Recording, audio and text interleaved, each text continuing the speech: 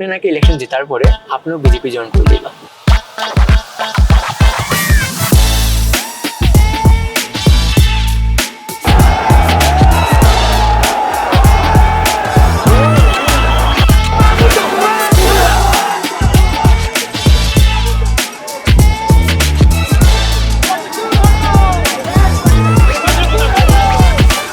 মধ্যে অনেক সময় মানুষের পথে হিন্দি ভাষী দেওয়া হয়ে গেছে বেঙ্গলি এরিয়া খেলার মধ্যে একবার বিজেপি একবার কংগ্রেস একবার বিজেপি একবার কংগ্রেস এরকম হইয়া গেছে। লাস্ট টেনিয়রও কংগ্রেসের ক্যান্ডিডেট আসলো। আজকে যেটা বরখলা আছে ওটার মধ্যে সবচেয়ে বেশি পরিচিতি ডাক্তার অমিত কালওয়ারের। আপনি করে কংগ্রেস গভর্নমেন্ট ফর্ম করবো আপনারা মোটামুটি একদম শিওর আসবেন, তাই নাকি পাকিস্তানের এজেন্ট। আজকে স্ট্রেট আপ ফ্রন্টের এপিসোডের গেস্ট হয়ে লাগে আমরা কংগ্রেস প্রার্থী ডক্টর অমিত কালওয়ার, যিনি বরখলা সমষ্টি থেকে এবছর এমএলএ সিটের লাগি খাড়া হয়েছেন। তো ওয়েলকাম টু আওয়ার শো নমস্কার ডক্টর। অ্যান্ড আপনার যেহেতু আমরা প্রোগ্রামটার নাম হইল স্ট্রেট আপ ফ্রন্ট, তো আমি স্ট্রেট ফরওয়ার্ডই একটা প্রশ্ন আপনার প্রথমেই জিজ্ঞেস লিমু যে আপনি ইলেকশন বা পলিটিক্সের মধ্যে কিভাবে আই গেলা এন্ড কংগ্রেসই কেন জয়েন করলা, বরখলা থেকে আপনি কেন এই ইলেকশনটার মধ্যে আপনি পার্টি হইলা? দেখেন, প্রথম প্রশ্ন যে আমি ডক্টর একজন, তারপরে আমি পলিটিক্সে কেন আইলাম। কথা হলো যে এটার পিছনে অনেক বড় কাহিনী আছে। আমি আর জন্ম বরখলাতে। বরখলা আমার বাসা হলো, আমার যেখানে জন্ম এটা হলো দুধপাতিল মুদ্রাঘাট। তারপর এখানে বাগানেও ঘর ছিল এখানে। এটা হাতিচড়া গার্ডেনের আন্ডারে পড়ে। হাতিচড়া গার্ডেনের আন্ডারে আমরা যেটা দুধপাতিল মুদ্রাঘাট ছিল বা ওখানে যে বাগান এলাকা ছিল ওইখানে ঘর ছিল। তো আমরা ছোটবেলার থেকে দেখছি মানুষের কত দুঃখ কষ্ট আছে, বা আমরা বহুত কষ্টের মধ্যে বড় হয়েছি। কষ্টের মধ্যে বড় হয়ে আমরা যতটুকু পড়াশোনা করতে পারছি মা বাবার চেষ্টায় বা কোন যাতে ভগবানের কৃপা ছিল হয়তো যে আজকে এই পজিশনটা পাইতে পারছি। আজকে আমি যা দেখে আইছি আমার মনে একটা সবসময় একটা ইচ্ছা ছিল যে আমি আমার বরখলার জন্য কিছু একটা করতাম। তো যখন একটা সুযোগ পাইছি যে আজকে ডক্টর অমিত কালওয়ার কইলে মোটামুটি যেতদিন থেকে আমি 2007-এ এমডি পাস করার পর থেকে আমি সমাজের সাথে জড়িত আছি। শুধু এরকম না যে আমি মেডিকেল কলেজে চাকরি করছি বা চেম্বারে বসে পেশেন্ট দেখছি, এরকম না।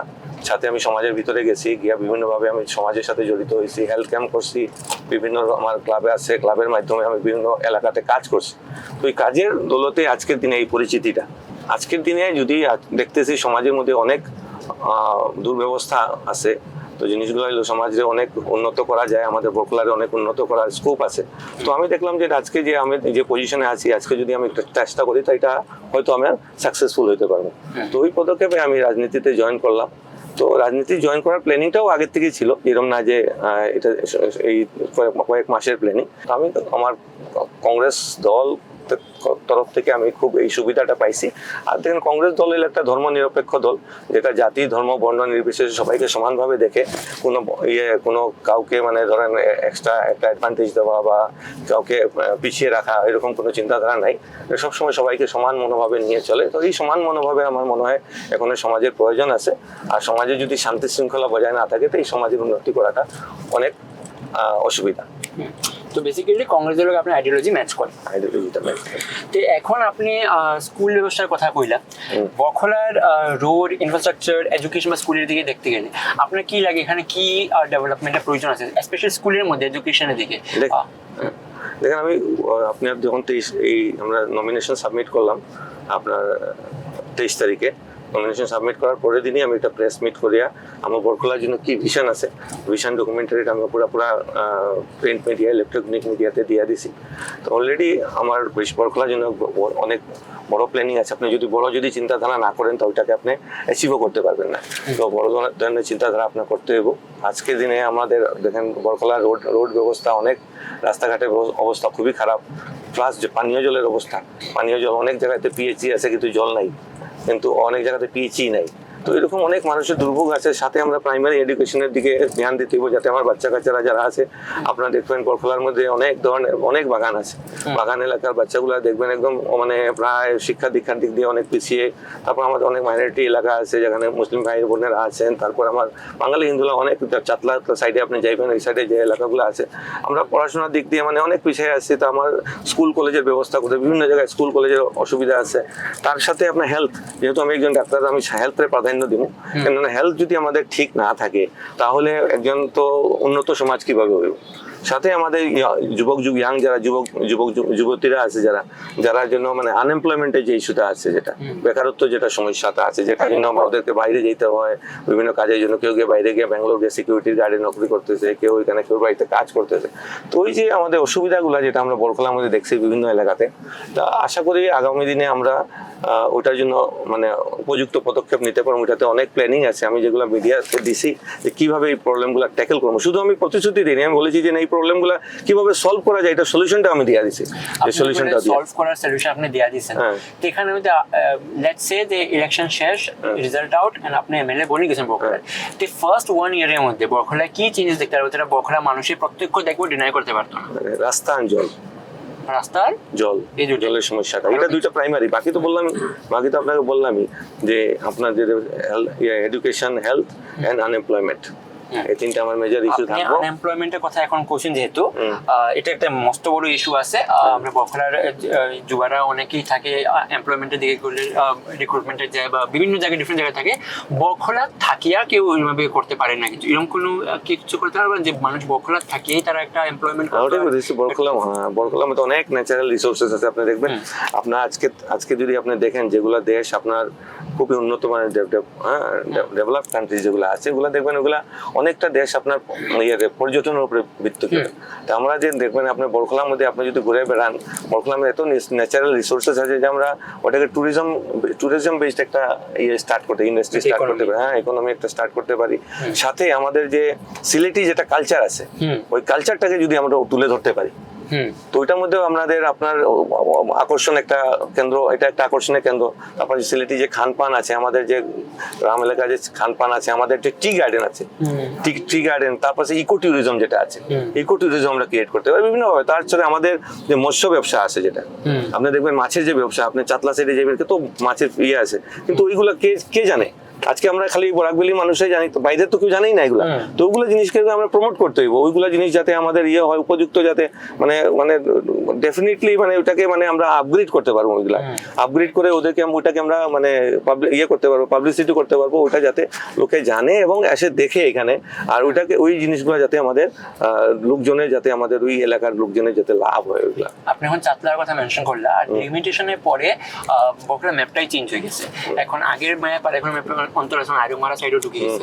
তো এখন নর্থ বরকলা সাউথ বরকলার মতো একটা ডিফারেন্ট একটা রেঞ্জ হয়ে গেছে, আর মাঝখানের মধ্যে শিলচর শহর অন্যান্যগুলো আছে, মানে অনেক ডিস্টেন্স হয়ে গেছে। তো আপনি যদি জিতুন, তো আপনি ব্যালেন্স কেমনি করবা যে দুনো সাইডেই ডেভেলপমেন্ট হইতো আর কেউ ফিল করতো না যে তারা অ্যাভয়েড হয় বা তারা নেগলেক্ট করা হয়? না, এইরকম তো না। আমরা তো জাস্ট এতদিন ধরে ডিলিমিটেশন পরেও কাজ করেছি। ডিলিমিটেশন একটা দুর্ভাগ্যজনক ভাবে কি বলবো, মানে এই যে বর্তমান সরকার আছে মানে বাজেভাবে মানে এটা জিনিসটা করছে, এটা ডিলিমিটেশনটা, যেটার জন্য ধরুন আজকের দিনে মানুষ অনেক সাফার করতেছে। আমরা কইতেছি যে বিজেপির আমলে শুধু মাইনরিটি মানুষ সাফার করছে, এরকম কোনো কথা না। ওইখানে অনেক হিন্দু মানুষও সাফার করতেছে। আপনি যাইবেন যখন আপনি তাপাঙে যাবেন, তাপাঙে যেমন শিলকুড়ি এলাকা আছে, নতুন বাজার এলাকা আছে, শিলডুবি এলাকা আছে, ক্লেভার হাউস এলাকা আছে, ওইখান থেকে যখন তাপাঙে ব্লকে যখন যাইতে হয় একজনের কোনো একটা কাজের জন্য তাপাং ব্লকে, তাহলে ওর সারাদিন শেষ, সারাদিনে ওর কাজকর্ম শেষ, তারপরে 500 থেকে 600 টাকা অটো ভাড়া লাগে, তারপরে ওর হেনস্থা গিয়ে কাজটা হইব কি হইব না এটাও কোনো গ্যারান্টি নেই। তো এই যে মানুষগুলো যে সাফার করতেছে, সাফারিংটা তো সবাই করতেছে, এটা তো খালি মুসলিম বলে কথা নাই, হিন্দু মুসলিম সবাই এখানে যারা আছে সবাই সাফার করতেছে।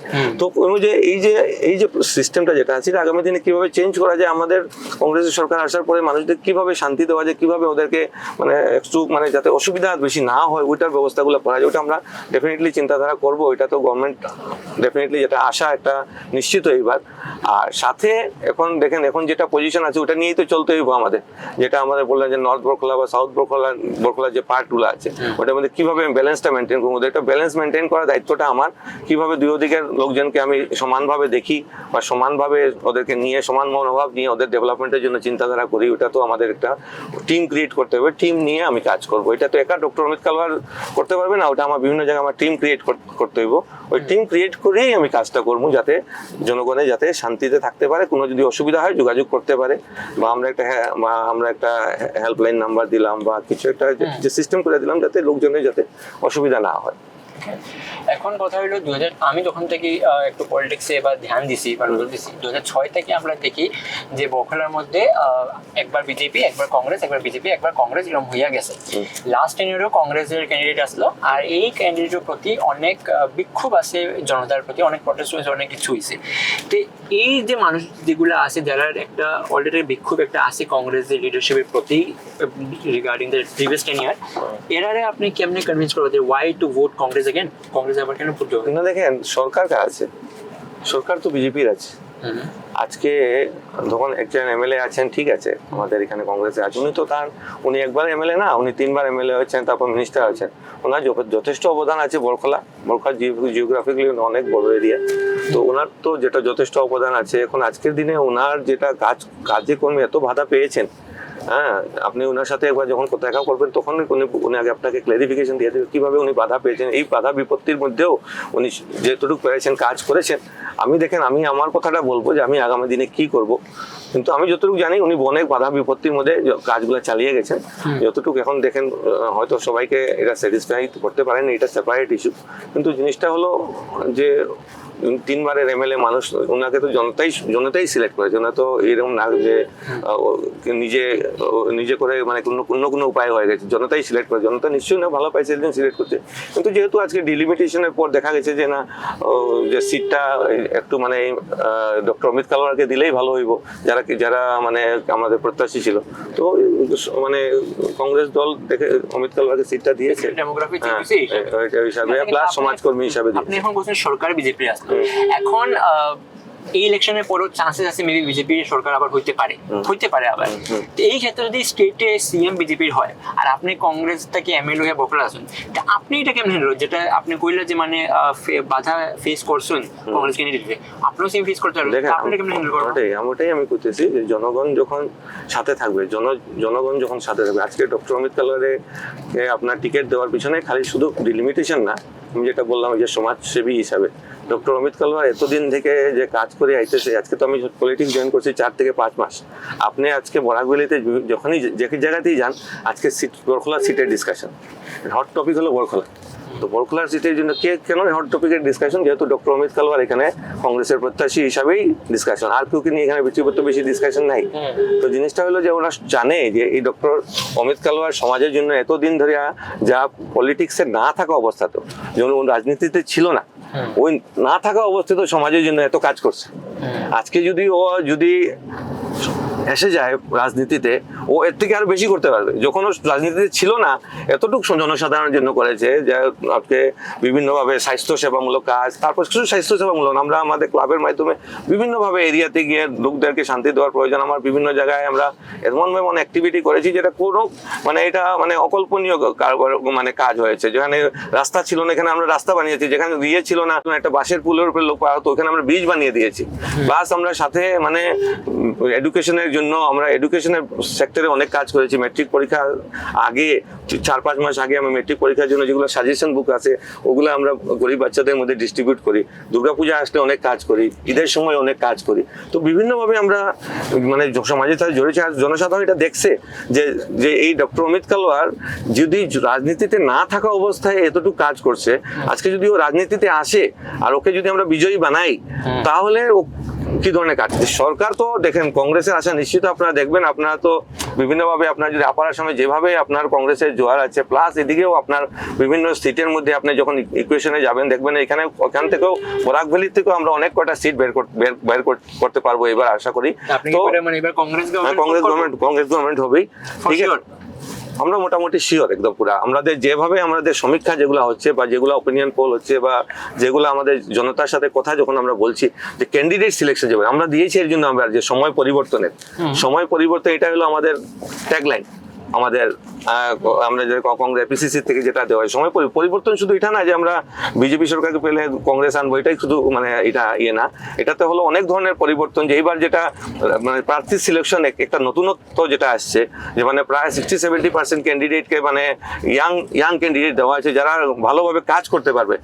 আপনি করে কংগ্রেস গভর্নমেন্ট ফর্ম করবো আপনারা মোটামুটি একদম শিওর আসবেন, কিন্তু এদিকে একটা ডিসকাশন চলে কংগ্রেসের প্রতিনিধি যে আছেন স্টেট লেভেলের মধ্যে গৌরব গগৈ তারা লই আছে, তাই নাকি পাকিস্তানের এজেন্ট।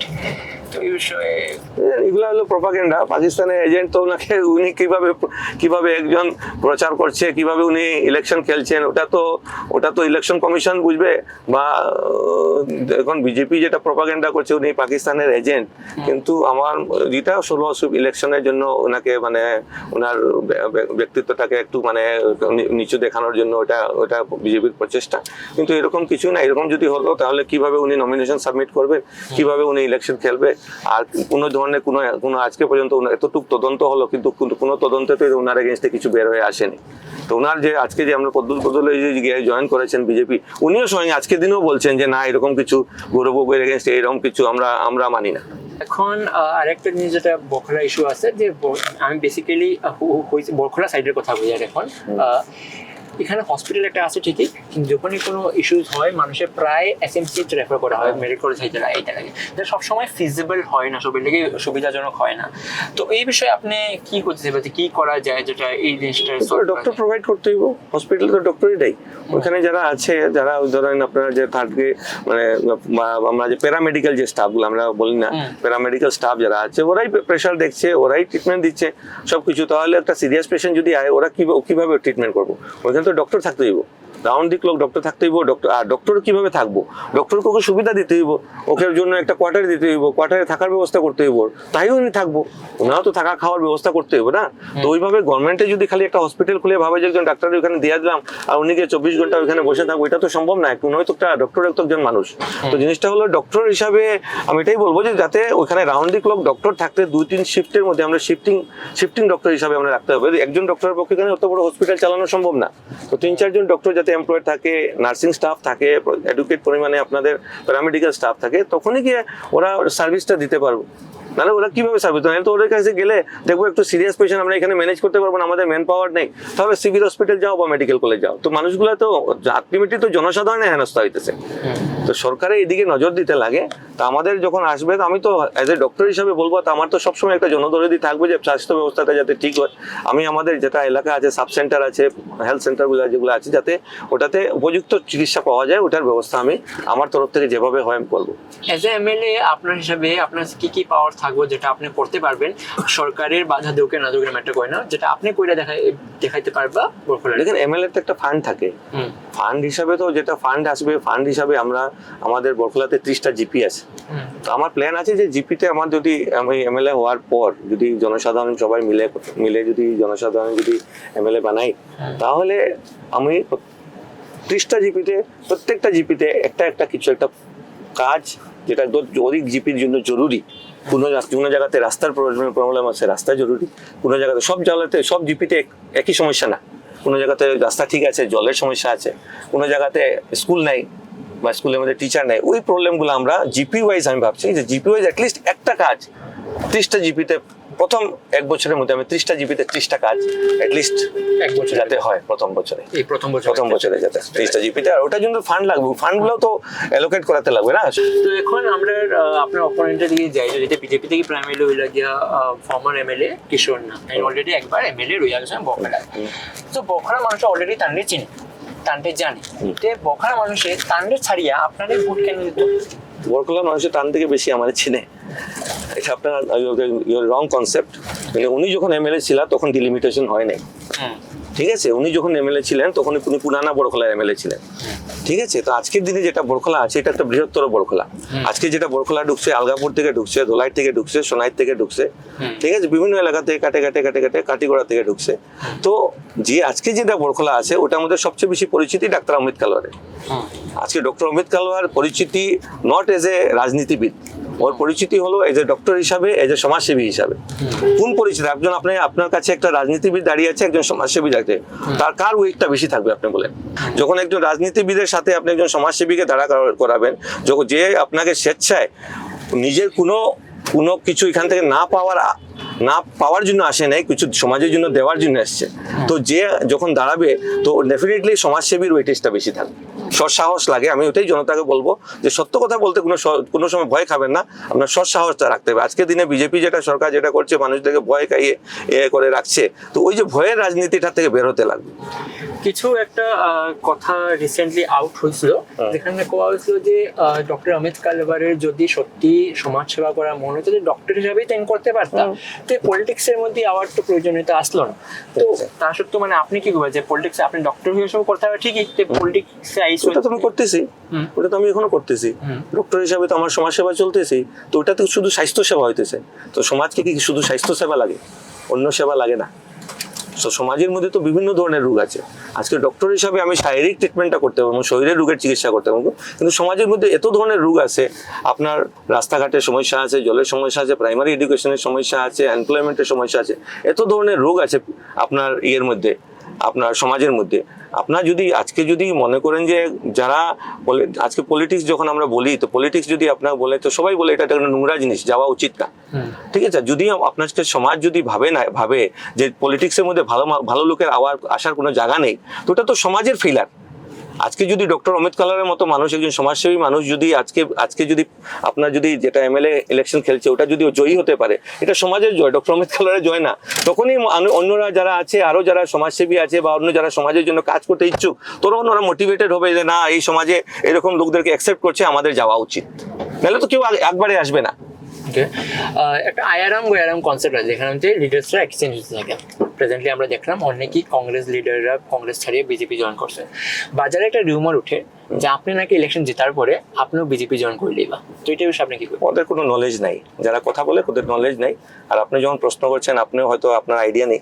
আজকে সুপ্রিম কোর্টের অর্ডারের মতে যে কোনো দল, যে দল থেকে আপনি এমএলএ ক্যান্ডিডেট সিলেক্ট হবেন, যে দলে জয়ী হবেন, ওই দল ছেড়ে আপনি যদি যেতে চান অন্য দলে, তো আপনাকে আপনার এমএলএ শিপ চলে যাবে, আপনাকে নতুনভাবে ইলেকশন খেলতে হবে ওই দলে গিয়ে।